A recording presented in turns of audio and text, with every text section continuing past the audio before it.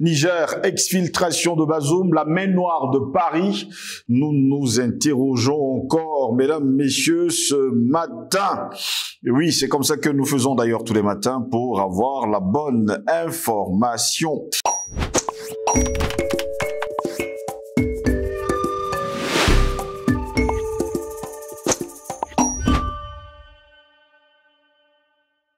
C'est toujours un réel plaisir de nous retrouver sur Panafricaniste TV, votre chaîne de télévision qui vous apporte le meilleur de l'information sur un plateau d'or. Mesdames, messieurs, bonjour, bienvenue à toutes et à tous à cette édition de Parole panafricaniste. Eh bien, commençons justement par ce sujet qui nous intéresse au plus haut point. Abdourahmane Tiani, son gouvernement affirme que le président déchu a tenté de s'évader de la résidence où il est détenu depuis le 26 juillet dernier, tandis que ses proches dénoncent finalement une machination. Eh bien, le 18 octobre dernier au soir, Mohamed Bazoum est comme chaque jour en communication avec ses proches par téléphone. Nous, on nous fait savoir qu'étrangement, eh bien, les hommes du général Abdourahmane Tiani qui ont été jusqu'à lui restreindre l'accès à l'électricité, à lui imposer un régime alimentaire plus classique, eh bien, lui ont en effet laissé la possibilité de communiquer avec l'extérieur. Le président déchu Mohamed Bazoum en profite donc. Il s'entretient avec des connaissances, commente l'actualité du pays, assure à ses interlocuteurs qu'il tient bon et qu'il ne souhaite toujours pas démissionner. À se demander justement pourquoi est-ce qu'on a pu le laisser, ce dernier entre ses mains des téléphones pour appeler parfois à la France et surtout communiquer avec Emmanuel Macron. Le porte-parole du gouvernement nigérien, Niamey, a rapporté que la tentative avait échoué.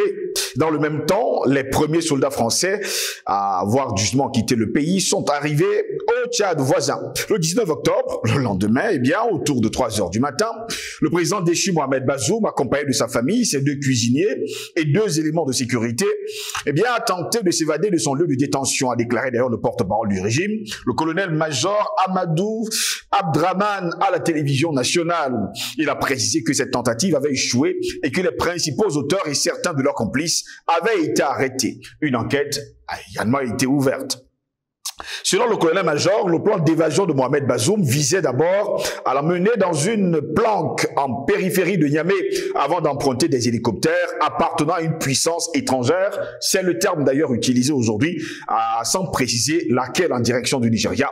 Dénonçant l'attitude irresponsable de Mohamed Bazoum, il n'a pas précisé où il se trouvait actuellement. Ce même 19 octobre, les premiers soldats français ayant quitté leur base au Niger, une exigence du régime qui entretient des relations déjà très mauvaises avec Paris, sont arrivés par la route de N'Djamena, capitale du Tchad voisin. Parti de Niamey, le convoi est sorti du Niger en sécurité, en coordination avec les forces nigériennes, a indiqué d'ailleurs le colonel Pierre Godillère, porte-parole de l'état-major français. Il est bien arrivé sans encombre particulier en N'Djamena après 10 jours de trajet. Eh bien, on nous fait savoir également que les rotations du Tchad vers la France seront organisées dans les prochains jours, a ajouté d'ailleurs le porte-parole chassé du Niger. L'armée française doit évacuer hommes et matériel en majeure partie par voie terrestre vers le Tchad, puis probablement vers le Cameroun avant leur rapatriement en France. Un parcours de plus de 3000 km, dont une partie qui traverse des zones hostiles. L'armée tchadienne a d'ailleurs indiqué qu'elle assurerait l'escorte des convois jusqu'à la frontière camerounaise. N'Djamena abrite le commandement des opérations françaises au Sahel avec environ 1 millier de soldats. Que s'est-il passé? Pourquoi Mohamed Bazoum détient encore des téléphones en sa possession? Eh bien, nous nous interrogeons. Niger, exfiltration de Bazoum, la main noire de Paris, telle est notre grande interrogation. Pour répondre à nos questions, nous sommes avec Jonathan Batenguene. Il est enseignant de sociologie à l'université de Douala. Il est notre invité. Jonathan Batenguene, bonjour, bienvenue à vous. Bonjour mon frère Boss, bonjour à tous les Africains, tous les panafricanistes, tous ceux-là qui sont épris de justice, qui veulent voir l'humanité enfin libérée de l'obscurantisme occidental, cet obscurantisme qui nous a fait croire que l'homme est maître de lui lorsqu'il est l'esclave de l'argent, l'homme est maître de lui lorsqu'il est esclave de ses pulsions, et qui ont instauré un libertinage qu'ils appellent néolibéralisme. Sur l'ensemble de la planète. Nous recusons cette manière de faire, nous la rejetons et nous la remettons aux oubliettes de là où elle a émergé et nous proclamons le règne enfin de l'humain. L'humain dans sa vertu, l'humain avec une vie morale qui est sociable, l'humain qui véritablement est apte à faire pérenniser l'espèce, l'humain qui n'est pas esclave de sa propre liberté, mais qui s'est en jouit de manière raisonnée et rationnelle. Cet humain-là, les Africains, nos ancêtres, avaient réussi à le domestiquer, à le rendre viable, à le promouvoir et en faire un être de civilisation. C'est à cet humain que nous faisons référence. Nous sommes aujourd'hui dans ce combat et nous sommes fiers des victoires que nous réalisons. Ces victoires augurent la grande victoire finale qui est pour bientôt. Merci à vous, Jonathan Batégé, d'avoir accepté notre invitation. Géopolitique, sommet. Nous parlons en tout cas de Niger, exfiltration de Bazoum, la main noire de Paris. Vous en avez entendu parler justement de cette tentative d'évasion de Mohamed Bazoum vers d'autres cieux. Tout à fait. On a suivi communiqué qui était assez clair. Mohamed Bazoum veut s'évader. De manière ironique, moi, je ne savais pas que Bazoum peut encore courir. Je croyais qu'à son niveau, on a encore une certaine élégance. Mais on dit que face à la mort, que ne ferait-on? Oui. Donc, certainement, lui-même s'entend son procès imminent, la justice capable de l'écrouer pour encore plusieurs années, certainement jusqu'à la fin de sa vie. Considère que sa mort politique préfigure sa mort physique. Oui. Et donc, à ce moment, il reprend de la vivacité, il est apte à des acrobaties d'un fugitif. Vous imaginez, Mohamed Bazoum qui certainement escalade les murs, saute, récupère ses enfants, demande, on va courir, on passe ici, se couche au sol. Mais c'est aussi à l'image de la bassesse dans laquelle l'homme a vécu. Il n'a jamais vécu un homme libre, n'a jamais connu la véritable liberté. Il a toujours été esclave du prestige, esclave des avantages et donc esclave tout court. Oui. Et ses maîtres sont aujourd'hui pourchassés dans le continent. Ses maîtres, c'est les Français, les impérialistes, les Américains également. On a donné un délai à ses maîtres, 6 mois. C'est-à-dire, si vous voulez encore, nous on ne veut plus de vous, il faut très vite déménager. Ils ont dit, ah, pour déménager, on se donne 6 mois. Oui. S'il vous plaît, accordez-nous les 6 mois. Il n'y a pas de problème. Allez-y. Donc, sur 6 mois, il passe le message à l'esclave. Cher esclave, tu n'as plus que 6 mois. Passer les 6 mois, certainement, sera difficile encore de te récupérer. Surtout qu'entre-temps, les terroristes qui avaient été commis pour sa libération ont été massacrés, oh non, pas dit massacrés, éliminés oui. par l'armée burkinabé. Donc, les derniers espoirs de libération par la force de Bazoum sont ainsi désormais perdus. Qu'est-ce qui lui reste? Une méthode désespérée, l'évasion. Pour penser son évasion, il a dû avoir des complicités basées sur un ensemble d'intérêts. Oui. Intérêts pécuniaires certainement. Bazoum, ses maîtres lui disent, on a mis un peu d'argent, est-ce que tu peux corrompre quelques gardes, est-ce que tu peux? Et c'est certainement ce qui s'est passé. Pas seulement les gardes, mais aussi des responsables qui ont dû jouer très peu franc jeu avec sa surveillance. Et c'est comme ça qu'il avait un plan d'évasion. Et quand vous regardez le plan d'évasion, il fallait qu'on le dépose, il était devenu comme un colis.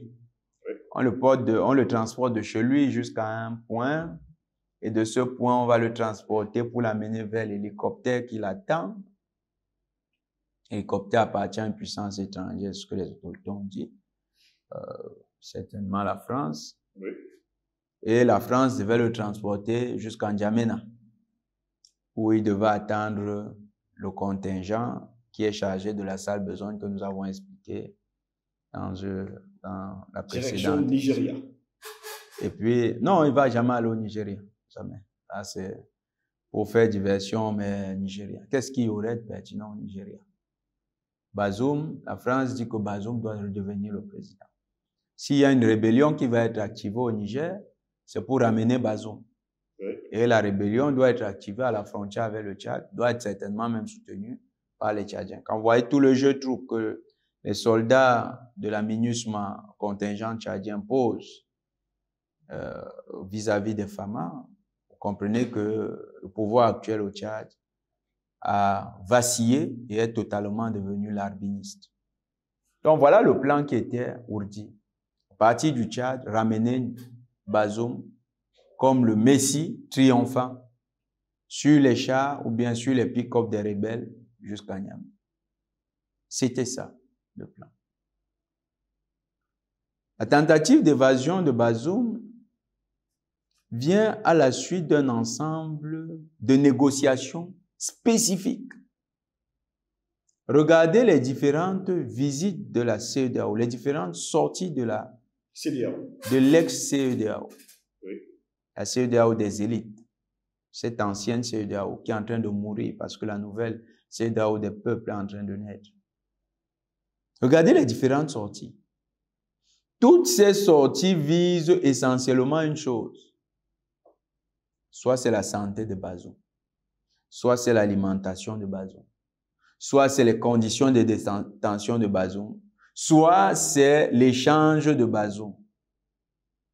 Donc, en fait, Bazoum est considéré comme un prisonnier, non pas par les militaires au Niger, comme un prisonnier précieux par les puissances étrangères qui l'utilisaient dans leur sale besoin. Vous voyez un peu? Ça veut dire quoi? Ça veut dire qu'en fait, Bazoum détient un ensemble d'informations stratégiques. Bazoum constitue le point de concentration d'un niveau de stratégies qui ont été posées sur la sous-région dans le sens de sa recolonisation. Bazoum, c'est un élément normalement à abattre.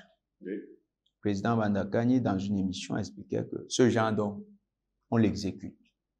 C'est vrai, quand on voit tout ce que Bazoum concentrait, Bazoum était au cœur du Sahel. Le point stratégique après la paix du Burkina, la paix du Mali, qui permettait de garder les forces étrangères dans le Sahel. Et en dehors de lui, je crois que stratégiquement, il n'y a personne qui joue mieux ce rôle que lui. Vous savez pourquoi? La carrière, la trajectoire d'ascension sociopolitique de Bazoum lui prête à ce jeu. Bazoum a été rebelle en Libye. Bazoum est devenu rebelle au Mali. Puis Bazoum est devenu rebelle au Niger. Pour être rebelle en Libye, ça veut dire que Bazoum a quand même revendiqué la nationalité libyenne. Et là-bas, il travaillait avec les services spéciaux français et états-uniens, qui étaient les ennemis de la Libye à cette époque. Bazoum a été rebelle au Mali. Cette rébellion, elle était proche, le Moudjahou était proche du GSPC algérien. Le GSPC était toujours une fabrication de la France. Oui. Donc Bazoum, encore là-bas, il connaît la stratégie. Bazoum est devenu rebelle nigérien, puis homme politique nigérien, qui lui octroyait les nationalités, les différentes nationalités. C'est les services spéciaux français.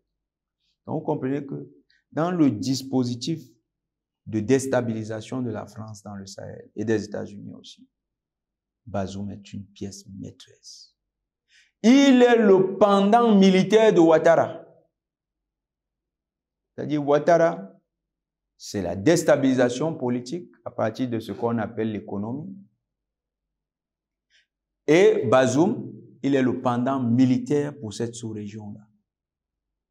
C'est lui, je veux dire, le petit Ben Laden qu'on utilisait dans le Sahel. Vous voyez pourquoi il est précieux? C'est pourquoi toutes les négociations visaient essentiellement une chose: libérer Bazoum. Ne le maltraitez pas. Parce que la France redoute qu'un traitement trop dur pourrait mettre Bazoum dans les nerfs. Vous savez que ce genre de personne, quand il se sent lâché, trahit des secrets. Il se met à parler. Il devient très bavard. Et ces bavardages peuvent créer beaucoup de problèmes. On dit, non, ne le menacez pas. Donnez-lui de l'eau. On dit, on a coupé l'eau électrique. Non, mettez de l'eau et l'électricité. La CEDEAO envoie des généraux, envoie même des... Seulement pour voir Bazoum. Est-ce qu'il est bien traité? Vraiment, vous, là, c'est quoi? C'est quoi le problème? Jamais on ne s'est soucié autant d'un chef d'État déchu par voie de coup d'État. On ne s'est jamais soucié autant d'un chef d'État. Ça montre quand même la préciosité de l'homme. C'est ça, Bazoum. Et quand vous avez ça en tête, vous comprenez donc pourquoi les forces françaises veulent mettre Bazoum dans leur mallette en partant. C'est-à-dire, Bazoum, là, c'est comme le dernier bijou qu'une femme ramasse même quand il y a l'incendie. Elle veut à tout prix son bijou précieux dans le sac. C'est ça, Bazoum. La France veut Bazoum dans ses valises en quittant le Niger. Parce que la France a vu ce qui s'est passé au Mali. Elle a vu ce qui s'est passé au Burkina. Chaque fois qu'elle a été éjectée, qu'elle a été chassée, c'est l'Arbin qui y restait n'avait qu'un seul choix, coopérer. Sinon, ostracisés par le peuple, c'est-à-dire le peuple, se chargeait de leur montrer que désormais ils sont des marginaux et en plus, surveillés par les autorités en place, si bien que neutralisés. Donc, dans le cas de Bazoum, la France se dit, mais ils ne vont pas que faire, ils ne vont pas que neutraliser Bazoum. Ils vont tirer les informations qu'il y a chez Bazoum. C'est ça. Et c'est bien que la tentative ait échoué. Pourquoi? D'abord, cette tentative nous révèle que le dispositif de sécurité n'était pas fameux. Donc, on ne peut pas nous dire que Bazoum était maltraité. Sa garde était légère. On peut dire légère, mais peut-être à dessein, parce que si on dit que la tentative a échoué, peut-être que la garde n'était pas que visible. Hein? Il y avait un moyen de le contrôler que lui-même n'avait pas prévu, oui, à distance. Donc, mais le dispositif était un dispositif relâché, c'était pas tout ce qu'on a voulu nous faire croire. Bazoum, il vivait encore dans le domicile assigné au chef d'État. La résidence il occupait, c'était une résidence assez luxueuse. Et il avait droit aux visites, il avait droit à tout. Parce que s'il a eu de l'argent pour corrompre, c'est dû au fait qu'il a reçu de l'argent. Et ses comptes ne sont pas gelés, certainement. Donc, il a encore accès à son argent. C'est ça qu'il a fait tout ce qu'il a fait. Accès également au téléphone. Pourquoi lui laisser des téléphones pour parler justement avec des mercenaires français? Monsieur Ngos, il avait affaire à des militaires. Lui, les rebelles, eux, ils sont militaires. Maintenant, Bazoum lui-même est tombé dans la maison. Il a mordu à la maison. Il est tombé dans le filet. Les conditions de détention seront celles d'un véritable prisonnier maintenant. Il avait droit à sa famille, il voyait sa femme, ça faisait ses enfants. Exact. C'est toutes choses qui ne lui seront plus accordées. Le prisonnier Bazoum s'est constitué lui-même avec ses tentatives. Et personne, pas même la pseudo-CEDEAO, encore moins la communauté, n'aura plus à demander des comptes aux autorités nigériennes. Il les a libérés. Maintenant, ils n'ont plus besoin de se justifier. Il a lui-même justifié ces nouvelles conditions de détention. C'est pourquoi, pour nous, la conséquence devrait être l'isolement, la mise en isolement de Bazoum. Dans un lieu hautement sécurisé, cette fois-ci. Coupé du monde. Coupé de sa famille. S'ils vont envoyer sa famille en exil. Mais lui, il sera là. Et il va répondre de ses crimes. Cette tentative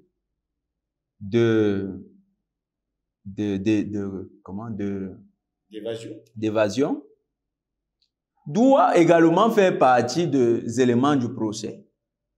C'est-à-dire que parmi les charges qui sont retenues contre lui, il y a également tentative d'évasion.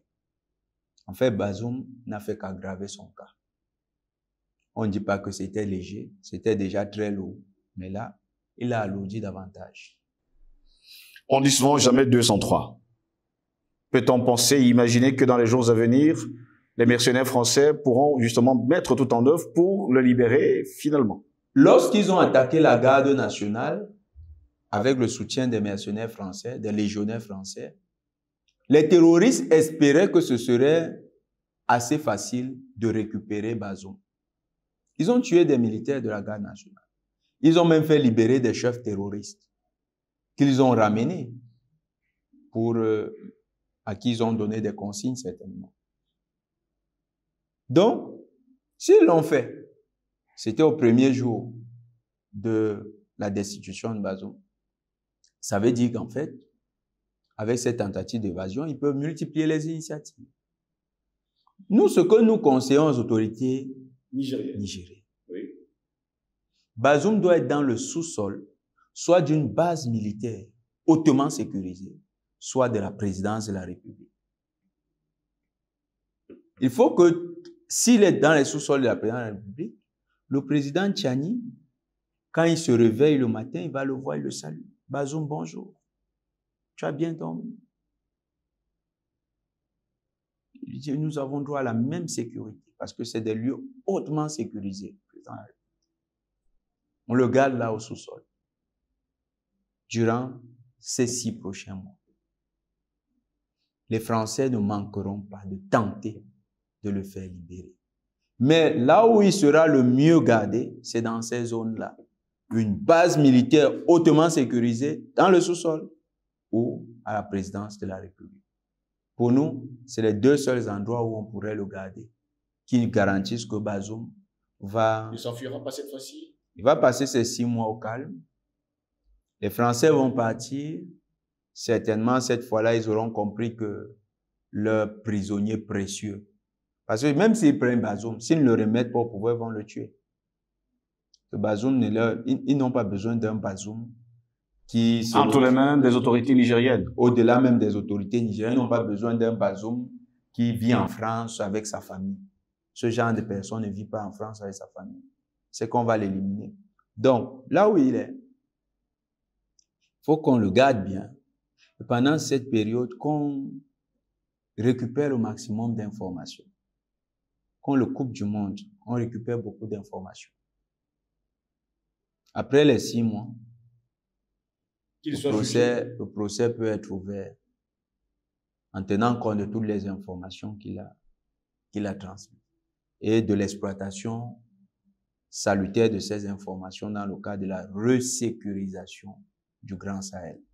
Nous comptons sur les autorités nigériennes pour avoir la main ferme, cette fois-ci sur le cas Bazoum. Et nous prions le général Tchani de ne pas s'entourer des procédés, comment on dit ça? Des éléments superflus comme la démission de Bazoum, qu'il prête serment.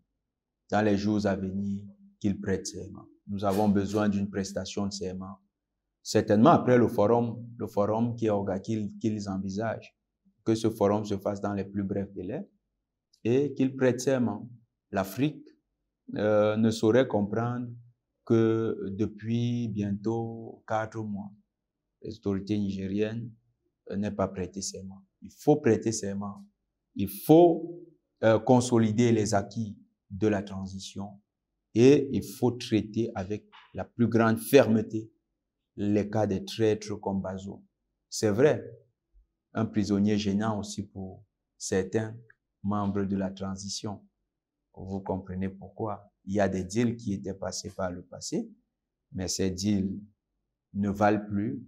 Il faut s'en départir et il faut s'émanciper de certaines situations qui aurait pu entraîner le Niger dans la pauvreté éternelle. Donc, si ces responsables veulent encore s'en tenir à ces deals, ça veut dire qu'ils n'ont pas géré leurs propres contradictions. Ils doivent être résolument convaincus de la cause pour laquelle ils sont actuellement aux affaires et ils doivent la défendre sans état d'âme en faisant fi de toute compromission passée. Merci à vous, Jonathan Matenguene. C'est moi qui vous remercie, mon frère Boss. Le Niger, c'était un dossier comme le Tchad que nous avons appelé tout à l'heure. Nous savons que le Tchad, ça va se décanter. Nous savons aussi qu'en dehors du Tchad, la Côte d'Ivoire, ça va se décanter. Ces pays méritent très vite de retrouver le chemin de l'émancipation de l'Afrique. Ce chemin qui a été inauguré en Afrique par le digne président Laurent Kodo-Gbagbo dans la nouvelle génération. C'était en 2010. Nous le voyons très courageux. Il, avec son discours, a sensibilisé les jeunesses que nous sommes, nous a permis de voir plus clair dans l'horizon de l'Afrique et il a donné le courage aux pionniers que vous êtes d'aller affronter ces gens qui se prenaient déjà pour les vainqueurs éternels et comprennent que c'était une bataille d'étapes et que la grande guerre n'était pas encore achevée. La victoire, c'est pour ceux qui hier étaient donnés perdants. Et cette victoire, le mérite vous revient à vous les pionniers d'avoir porté les premiers grands coups qui nous ont permis nous aussi de prendre courage. Merci à vous, Jonathan Matenguene. Merci à vous également, mesdames, messieurs, de nous avoir suivis. Restez des nôtres, mais surtout passez une agréable journée.